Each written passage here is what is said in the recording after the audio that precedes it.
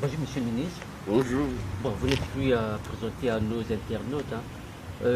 Les États-Unis viennent de connaître 46e président. Quel est votre commentaire? Merci de votre question. Je crois que tout le monde a suivi le mandat de Donald Trump. Je ne suis pas surpris que le peuple américain ait tiré les leçons des 4 ans d'exercice du mandat de Donald Trump. Vous savez bien que pour nous, Africains, on a toujours pensé que les États-Unis représentent la puissance mondiale, la puissance de haute technologie, c'est la démocratie modèle. Alors, ce mythe-là a commencé à tomber petit à petit sous Donald Trump. C'était même malheureux de voir une grande puissance comme ça s'effondrer. Parce que quand Obama était là, Obama avait bien dit que les États-Unis ont la mission de sauvegarder la paix et la sécurité dans le monde. Donc c'est la première puissance du monde. Donc elle a une mission à assumer vis-à-vis des autres États. Mais Trump n'a pas compris ça. Il s'est débiné. L'Amérique d'abord, le reste du monde après. Bon, l'Amérique ne peut pas prospérer si le reste du monde se porte mal. Je crois qu'il a commis cette erreur. Et ça a été sanctionné dans les urnes par le peuple américain. Donc je crois que pour le monde entier, c'est un soulagement. Vous avez vu à travers les messages qui tombent, tout le monde est soulagé de voir que le peuple américain a sanctionné les 4 ans de mandat de Donald Trump. Je crois que c'est une journée historique pour les États-Unis, pour le peuple américain et pour le monde entier. Alors, nous, Africains, on doit se réjouir parce que durant 4 ans, Trump n'a pas mis pied sur le continent africain, il l'a ignoré totalement. Donc pour nous, nous pensons que l'arrivée de Joe Biden va ouvrir une ère nouvelle pour l'Afrique et nous pensons que la coopération entre les États-Unis et le continent africain va se développer. De façon succincte, qu'est-ce qu'on lui reproche? À qui à Trump? Oui. Bon, d'abord, vous savez, c'est la première fois qu'on voit un président diriger le monde par des tweets. Il s'enferme chez lui, il envoie les tweets. Mais un président de cette trame, d'une grande puissance, est toujours encadré. Avant de sortir quelque chose, il en réfère aux conseillers qui doivent lui donner des conseils. Alors, mais lui, il n'avait pas besoin de conseillers. Donc c'était un président imprévisible. Alors ensuite, il a voulu tourner le dos au monde. Pour lui, l'Amérique d'abord, etc. Bon, il a rompu tous les contrats signés par Obama au plan international, etc. Il pense que Obama s'était trompé alors que Obama avait vu loin. Donc il fallait poursuivre la politique amorcée par Obama. Il n'a pas compris ça. Même dans son propre pays, Obamacare par exemple, il a voulu faire la guerre à Obamacare. Même ses propres militants, les républicains, lui ont tourné le dos sur cette question.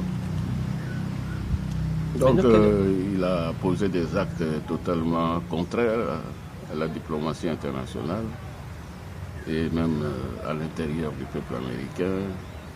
Il a attisé la haine, les conflits. si bien que le peuple américain aujourd'hui est très divisé. Alors donc il était temps qu'il s'en aille. Mais quelles leçons on peut tirer? Mais les leçons, d'abord, ont déjà été tirées par les urnes. Donc le peuple américain a dit non, ça suffit, il est temps de partir. Même s'il fait de la résistance, je crois que c'est trop tard. Alors un grand pays comme les États-Unis ne peuvent pas sombrer dans la fraude, déclencher une guerre civile. Ça serait vraiment une honte pour le monde entier. Alors donc, je crois que d'abord au niveau du peuple américain, on a tiré les leçons qu'il faut désormais faire attention. Les milliards, ça ne suffit pas. Il faut de l'expérience. Alors Trump est venu du néant. Comme ils disent là-bas, le rêve américain, on peut partir du néant pour devenir quelqu'un, mais je crois qu'il faut faire attention. Alors c'est un personnage qui n'a jamais fait de la politique dans sa vie. C'est un homme d'affaires.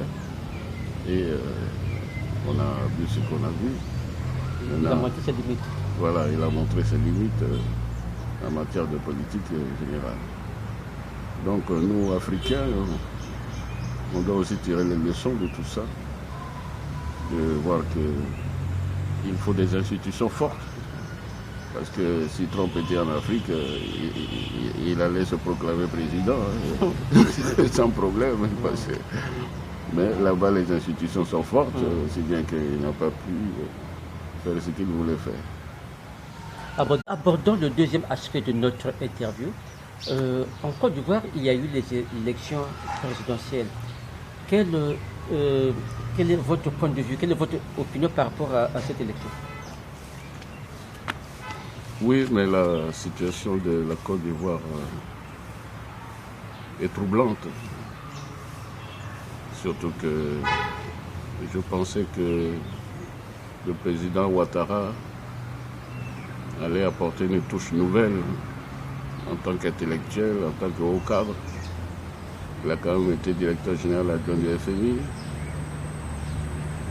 Il est venu ici quand j'étais au gouvernement du président Lissouba, lorsqu'on négociait le pass. Il fallait baisser les salaires, il fallait déflater la fonction publique, c'était des mesures dures. Il est venu pour nous faire des leçons, etc. Je l'ai beaucoup admiré. Et je pensais qu'il allait imprimer une nouvelle marque pour la Côte d'Ivoire pour que nous partons sur un bon pied. Malheureusement, ça n'a pas été le cas. Il a sombré dans les travers de tous les dictateurs, jusqu'à nier qu'il n'a pas fait deux mandats. Vous comprenez, la nouvelle République, c'est quoi? C'est le papier. Mais l'effectivité, il a fait 2 mandats. Ça suffit. Il fallait qu'il parte. Et pourtant, il l'avait annoncé à l'époque. Je suis parti même voir des collègues pour qu'on envoie un message de félicitations au président Ouattara. Malheureusement, aujourd'hui, c'est la déception. Alors, vous comprenez? Parce que quand on lance une expérience nouvelle, on a la responsabilité pour l'histoire. Vous savez, les États-Unis n'avaient pas inscrit dans leur constitution les 2 mandats. Au départ, au commencement, c'était juste formel. Le premier président des États-Unis a fait 2 mandats. Il a dit ça suffit, je m'en vais. Le deuxième est venu, a fait la même chose. Il a dit ça suffit, je m'en vais. C'est le troisième qui a voulu bricoler pour faire 3 mandats. Et ça a commencé à faire peur aux Américains. On a dit non, cette affaire-là, il faut mettre ça, écrire ça dans la Constitution. Et c'est comme ça que ça a été inscrit dans la Constitution. Alors, c'est pour dire que quand on a la responsabilité de lancer une nouvelle expérience, il ne faut pas rater, parce que c'est préjudiciable pour la suite. Et voilà, la Côte d'Ivoire aujourd'hui est dans la croisée des chemins.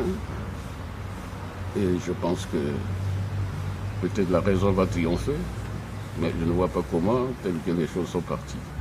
Ça va très